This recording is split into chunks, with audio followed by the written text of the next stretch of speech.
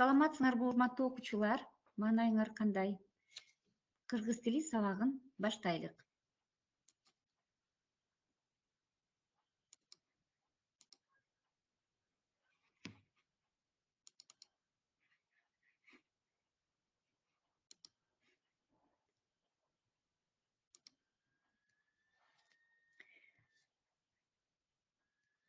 Биздин бүгүнкү темабыз бир жана эки тутумдуу сүйлөмдөр.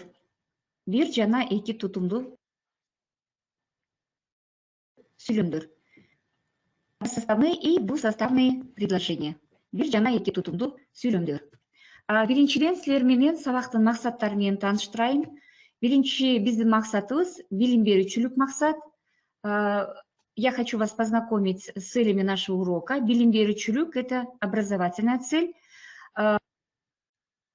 Окуучулар бир жана эки тутумдуу сүйлөмдөр боюнча маалымат алышат. Жөнөкөй сүйлөм эки тутумдуу болуп бөлүнөрүн, баш мүчөлөрдөн экөө тең болсо, эки тутумдуу бирөө эле болсо, бир тутумдуу жөнөкөй сүйлөм экендигин билишет. То есть вы ознакомитесь с односоставными и двусоставными предложениями. Өнүктүрүүчүлүк максат, развивающая цель урока, тема аркылуу кыялдануусу, элестетүүсү, сөз байлыгы, кеп маданияттуулугу, кыргыз тилине болгон сүйүүсү калыптанат. Үчүнчү максатыбыз тарбиялык максат, воспитательная цель. Кыргыз тилин сүйлөөгө жана кыргызча сүйлөөгө тарбияланасыңар. В кыргызском языке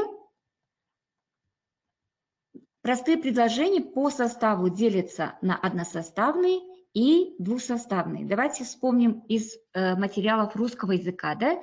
При наличии в предложении одного подлежащего и сказуемого, оно называется, при наличии в предложении и подлежащего, и сказуемого, оно называется двусоставным. При наличии только одного главного члена, обычно сказуемого, к которому относятся остальные члены предложения, называется односоставным. Жөнөкөй сүйлөм бир тутумдуу жана эки тутумдуу болуп бөлүнөт. Баш мүчөлөрдөн экөө тең болсо, ээ менен баяндоочу, эки тутумдуу сүйлөм болот. Бирөө эле болсо, бир тутумдуу жөнөкөй сүйлөм деп аталат. Мисалга келтирелик. Давайте приведем пример на односоставное и двусоставное предложение. Мисалы: күз бул бир тутумдуу сүйлөм. Эмне үчүн? Себеби бул жерде гана бар. Дыйкандар эгин жыйнай баштады. Дыйкандар эгин жыйнай баштады. Бул жерде эки тутумдуу сүйлөм, себеби дыйкандар баштады. Дагы бар, баяндоочу дагы бар. Ошондуктан биз силер менен азыр айттык, жөнөкөй сүйлөм бир тутумдуу жана эки тутумдуу болуп экиге бөлүнөт деп.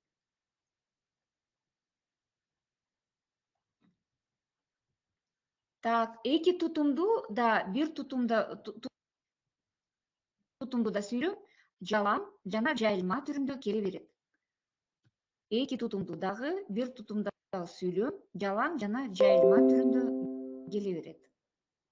То есть и в односоставном предложении, и в двухсоставном предложении бывают распространенными и нераспространенными. Мисалы: таңга жуук кургады. Бир тутумдуу сүйлөм. Таңга жуук кургады. Таңга жуук кургады.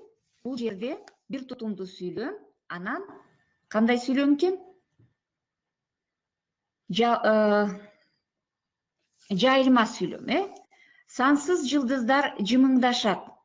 Эки тутумдуу сүйлөм. Сансыз жылдыздар жымыңдашат. Бул болсо жайылма сүйлөм. То есть в первом примере таңга жуук кургады бул жайылма сүйлөм. То есть это какое у нас предложение? Распространенное. Сансыз жылдыздар жымыңдашат эки тутумдуу сүйлөм, анан жайылма сүйлөм. То есть мы с вами сказали, односоставные и двусоставные предложения бывают распространенными и нераспространенными. В русском языке может быть только краткое прилагательное. Ну, например, небо чистое, чистое небо чистое, да? А в кыргызском языке кратких прилагательных нет. Если прилагательное стоит перед подлежащим, то оно является определением. Ачык, асман. Если же после, то является сказуемым. Мисалы, бир тутумду сүйлөмдө. Түн, жалаң, ночь, нераспространенная. Танга жуук кургады. Жайылма, к утру подсохла, распространенная. Асман ачык, жалаң, небо чистое, нераспространенное предложение. Сансыз жылдыздар жымыңдашат. Жайылма, мерцают многочисленные звезды. Распространенное предложение. Азыр китептериңерди ачкыла. 25 бет биз айтып аткан көнүгүүлөр, биз өтүп аткан тема 25 бетте 5 параграф. Кийинки тапшырма ушул мен берген сүйлөмдөрдөн 1 жана 2 тутумдуу сүйлөмдөрдү табышыңар керек. Сүйлөмдөрдү окуйм. Күн батты. Аба салкын тарта баштады. Эл көп. Улуу кичүүлөр бар. Таңга жуук кургады. Түн, күз, суук, борон, жымжырт.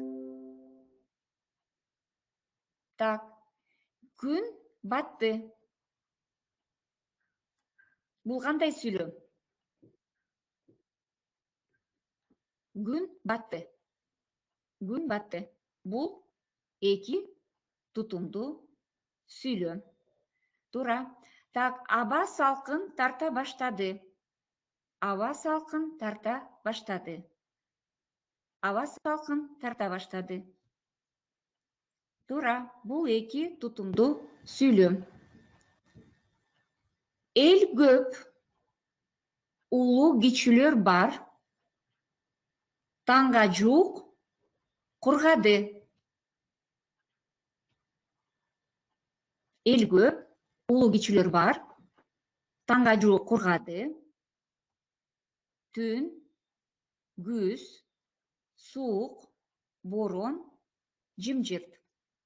Азыр дептериңерге жазып, бул жерден 1 жана 2 сүйлөмдөрдү, 1 жана 2 тутумдуу сүйлөмдөрдү 2 колонкага жазып, 2 жерге жазып, бир жагына 1 тутумдуу, экинчи жагына 2 тутумдуу сүйлөмдөрдү табасыңар, жазасыңар.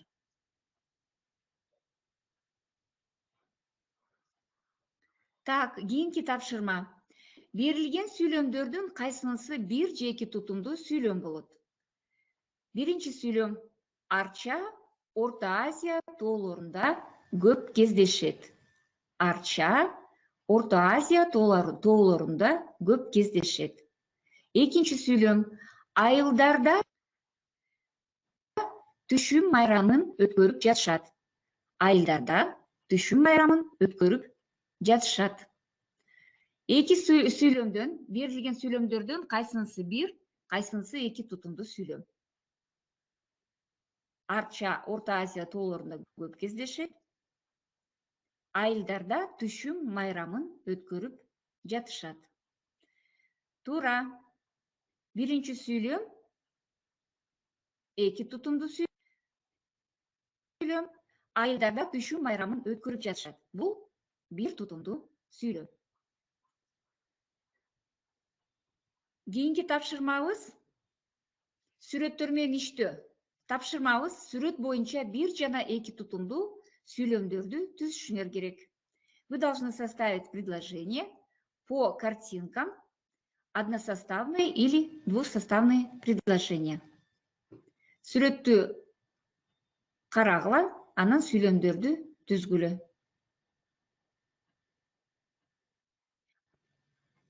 Так, кимдерди көрүп атабыз? Балдарды.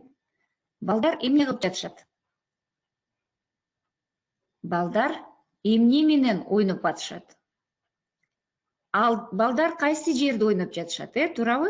Ушул жерде, ушул сүрөт боюнча эки тутумдуу сүйлөмдөрдү түзүшүңөр керек. Так. Туура.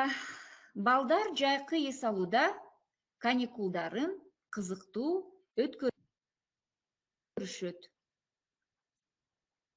Ребята в летнее время интересно проводят свои каникулы. Балдар жайкы эс алууда каникулдарын кызыктуу өткөрүшөт. Балдар өткөрүшөт баяндооч, эки тутумдуу сүйлөм. Жакшы. Экинчиси, алар жашыл чөптө ойношот. Алар жашыл чөптө топ ойношот. Алар ойношот баяндооч. Алар жайкы каникулдарды кызыктуу өткөрүшөт. Алар жайкы каникулдарды кызыктуу өткөрүшөт. Алар сүйлөмдүн ээси, өткөрүшөт сүйлөмдүн баяндоочу. Эки тутумдуу сүйлөмдөр. Туура, жакшы.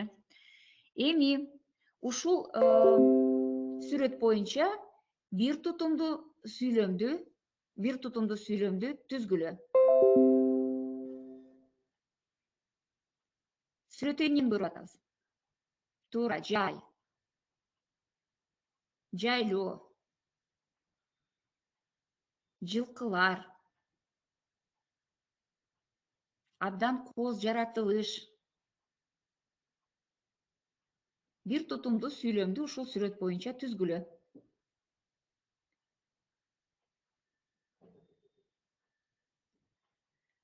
Туура. Мисалы, жайлоодо. Надо жайлоо, Качан? Жайында. Семиз жылкылар. Жымжырт. Так. Эми, балдар, ушул эки сүрөт боюнча дагы башка сүйлөмдөрдү түзөсүңөр үйдөн. Биринчи сүрөт боюнча эки тутумдуу сүйлөмдөрдү түзгүлө.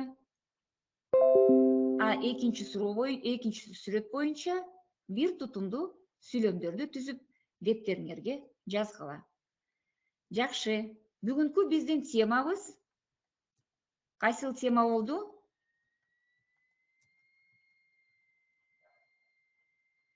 Бир жана эки тутумдуу сүйлөмдөр боюнча.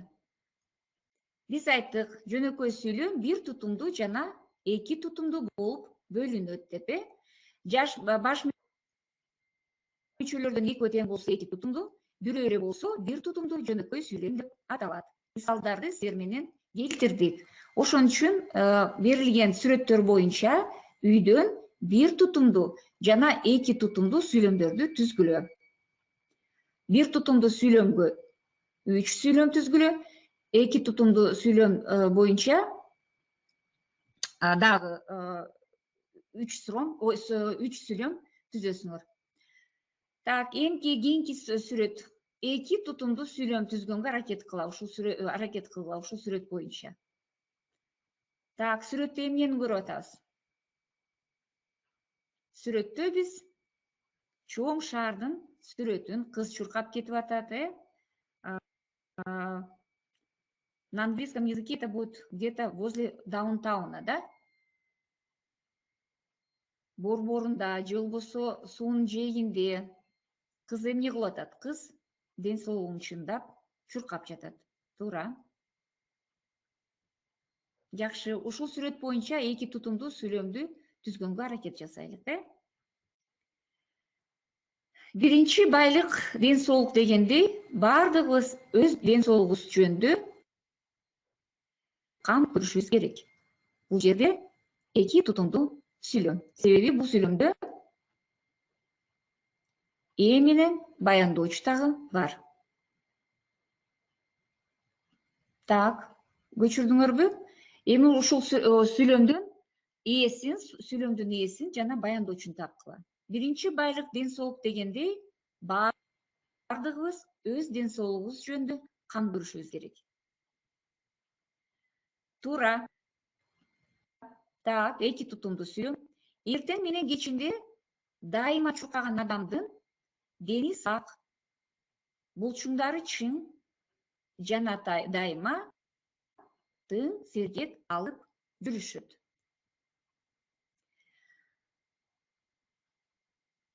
Жакшы.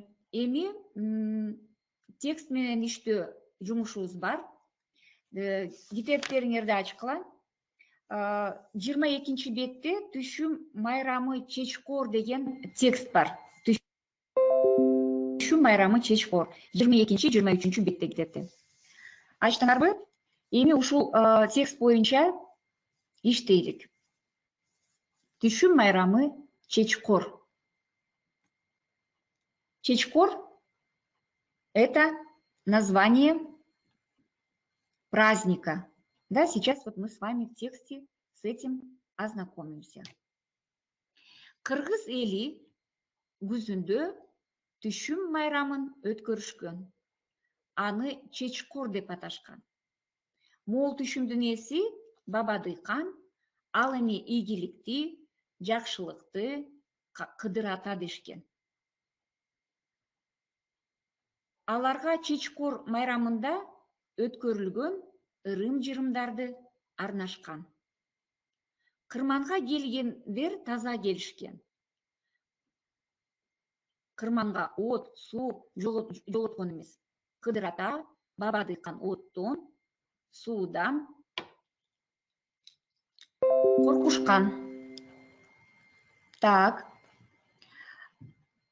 Суу булутту, булут жанды чакырат дешкен.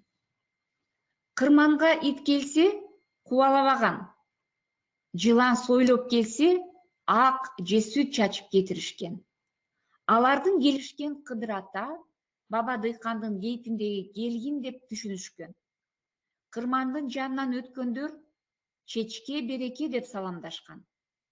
Тазаланган данды ортого чогултуп, андан кийин ырым жырымын аткарууга өтүшкөн.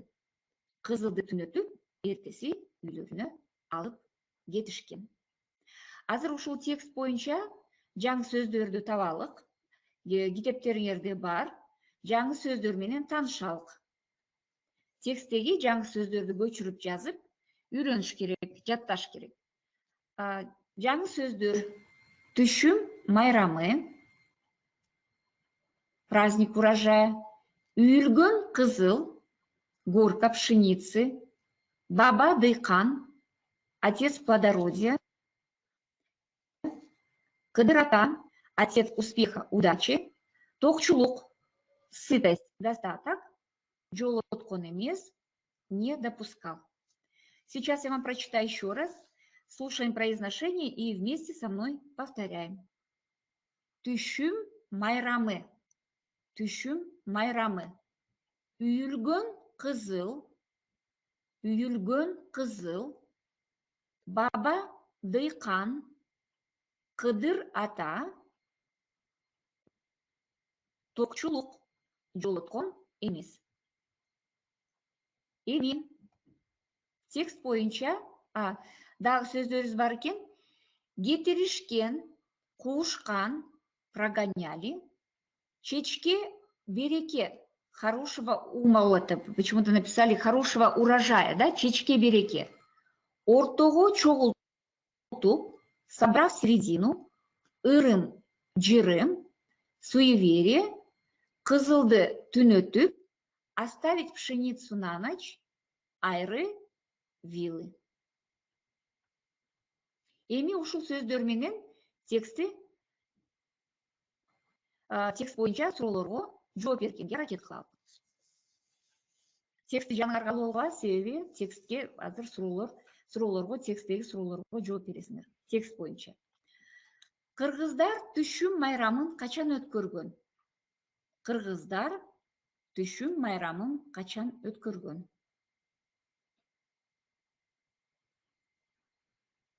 Так. Кыргыз эли көзүндө түшүм майрамын өткөрүшкөн. Праздник урожая кыргызы проводили осенью, да? Кырманга иштегендер кандай келишкен? Кырманга иштегендер кандай келишкен? Как они приходили? В какой одежде имеется в виду? Туура. Кырманга келгендер таза келишкен. Жылан менен иттин кейпин ким деп эсептешкен? Жылан менен иттин кейпин ким деп эсептешкен? Почему они, когда вот змея или собака подходила к урожаю, они не прогоняли? Что они делали? Текст боюнча алар эмне кылышкан?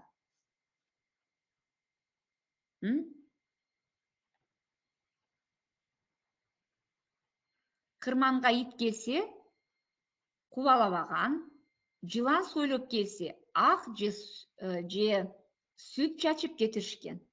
То есть, если они видели змею, да, возле урожая, они ставили или молоко, или же сыпали муку, потому что они считали, что это переоделись. Правильно. Кырманга ит келсе кубалабаган, жылан сойлоп келсе, ак же сүт чачып кетиришкен. Так. Тазаланган данды качан үйлөрүнө алып кетишкен? Тазаланган данды качан үйлөрүнө алып кетишкен? После того, как почистили урожай, пшеницу, скажем, да, когда они увозили? Когда они уносили домой? Тазаланган данды качан үйлөрүнө алып кетишкен?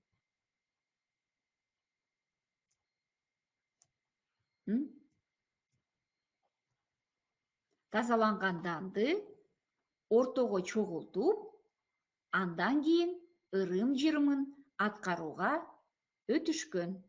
Туура. Дагы кайсы элдер түшүм майрамын өткөрүшкөн? Дагы кайсы элдер түшүм майрамын өткөрүшкөн?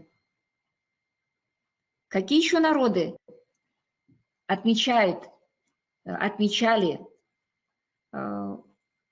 этот праздник, такой же праздник, праздник урожая? Туура. Түшүм майрамын көп элдери өткөрүшкөн, биз жазып атабыз, түшүм майрамын орус эли, казак эли өткөрүшкөн. Эмне үчүн кырманга от суу жолотушкан эмес?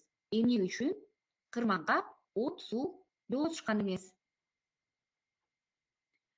Кырманга от суу жолоткон эмес. Кыдыр ата, баба дыйкан оттон, суудан качат. Суу булутту, булут жаанды чакырат дешкен. Кийинки суроо. Түшүм майрамын кандай деп атайбыз? Как мы называли праздник урожая? Түшүм майрамын кандай атайбыз? Туура. Түшүм майрамын чечкор деп аташкан. Жакшы. Эми текст боюнча которулук. Теперь, используя новые слова, да, мы уже новые слова с новыми словами познакомились, мы попробуем перевести текст. Тексттеги жаңы сөздөрдү кайра кайталайлык. Түшүм майрамы, үйүлгөн кызыл, баба дыйкан, кыдыр ата, токчулук, жолоткон эмес, кетиришкен, куушкан, чечке береке, ортого чогултуп, ырым-жырым, кызылды түнөтүп, айры вилы.